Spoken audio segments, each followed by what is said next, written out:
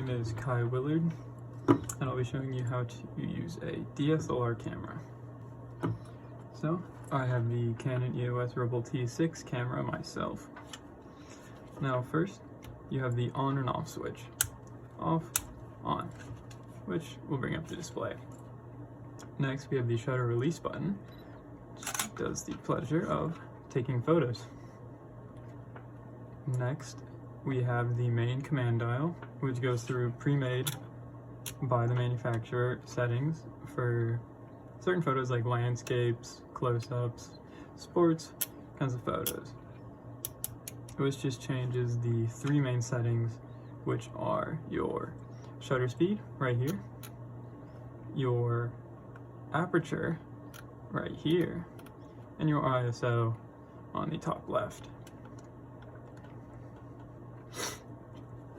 Now, how to change those is the wheel right under the shutter release button. If I were to spin it, it would change the shutter speed. If I were to hold down this top button here and spin it at the same time, it will change the aperture. If I were to press this button at the top of the D-pad, we will see the ISO setting. The button says ISO. Next, we have the playback button, which just shows you the photos that you've taken. From here, you can press that aperture button in the top to erase a photo if you do wish. On the left side of the D-pad, we have the single shoot, continuous shoot, and timer settings. If you were to say want to do a timer photo. On the right, we have focus settings, which I will not be going over with today.